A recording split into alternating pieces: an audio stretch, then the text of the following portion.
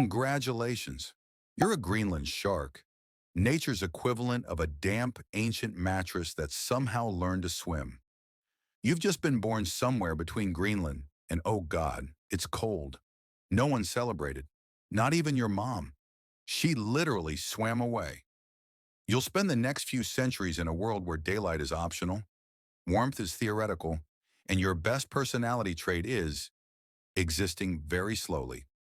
Let's begin your life story. A tale of endurance, apathy, and mild ammonia poisoning. The Greenland shark, Somniosus microcephalus. Latin for sleepy small head, because scientists can be just as cruel as nature. Your body is a masterpiece of underachievement. Flesh so toxic it could kill most animals that eat you. A metabolism slower than a Windows 98 update. Eyes clouded by parasites that hang like tiny curtains of doom. You move at a breathtaking 1.2 kilometers per hour. That's your top speed. A brisk human walk could outrun your entire species. But slow metabolism means long life. Some of you live past 4 centuries. Impressive. Until you realize you'll spend all 4 of them cold, alone, and slowly rotting. You live in the North Atlantic and Arctic Oceans. Basically, the ocean's abandoned walk-in fridge. Water temperature -1 to 4 degrees Celsius. Perfect for preserving leftovers, which incidentally describes your entire diet. You don't migrate, you hover, slowly, forever. Your heart beats once every 10 seconds. Your blood crawls like cold syrup. Most animals would die of hypothermia. You just vibe, an immortal popsicle with teeth. And in case you thought the view might be nice, no, it's pitch black, most of the time. Welcome to eternal night. Being slow in an empty freezer makes dinner complicated. You eat whatever stops moving long enough to fit in your mouth. Rotting fish, frozen seal corpses, maybe the occasional moose that fell through the ice. True story. You hunt by ambush, which sounds cool until you realize it just means waiting for something dumber to drift close enough. Your teeth, serrated like dull butter knives. Your digestion, legendarily slow. That half-eaten seal you swallowed? See you in a few months. Technically, you're a top predator, mostly because everything else here either froze or left. Good news, almost nothing wants to eat you. Bad news, that's because you taste like industrial antifreeze. Your flesh is packed with trimethylamine oxide, a compound that gives humans violent food poisoning. Congratulations, you're both inedible and unpopular.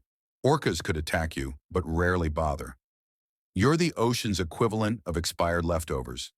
Technically edible, morally questionable. You're safe, sure, but not loved.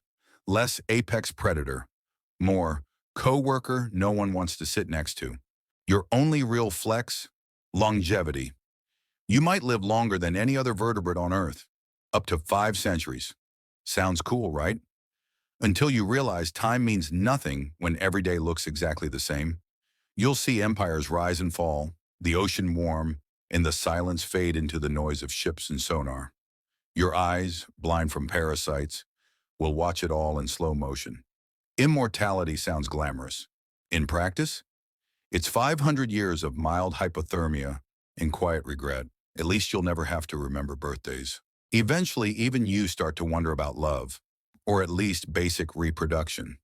You reach maturity at around 150 years old. Yes, 150. That's how long it takes before you're legally allowed to flirt. As for mating, nobody's ever seen it.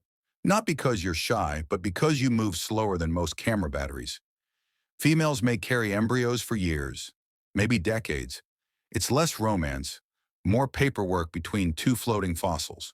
Still, effort counts. Even the ocean gives you a polite golf clap. When you finally give birth, it's to a few pups roughly the size of human toddlers. Then you immediately ignore them. There's no daycare in the Arctic. The babies drift off, hoping to find food before the ice eats them. They'll never see you again. And honestly, you wouldn't recognize them anyway. You've lived through 8 generations of humans. Your memory is mush. Nature's version of figure it out yourself. Somehow a few make it, enough to keep the glitch running. You don't do packs, pods, or families. You do solitude, the deluxe package. Occasionally, two of you cross paths, both half-blind, both moving slower than continental drift. Awkward silence, then leaving. No communication, no companionship, just centuries of peaceful, crushing isolation. If you start to feel philosophical, that's normal. It's either enlightenment or hypoxia. After centuries of minding your own business, humans finally notice you. They call you a living fossil, which is flattering in the same way still alive is flattering. They tag you, measure you, sometimes drag you up for science, then act surprised when you die. For a while, they tried boiling your flesh to make it edible. Spoiler, it still tasted like despair. Now you're a curiosity, a slow-motion meme of the ocean. At least they stopped harpooning you for lamp oil. Progress. You've outlived kings, wars, and ice ages. But time is catching up. Not in years, but in temperature. The water's warmer. The food's gone. The noise never stops. For a creature built for stillness, change is death. Maybe you'll drift north until there's nowhere colder left.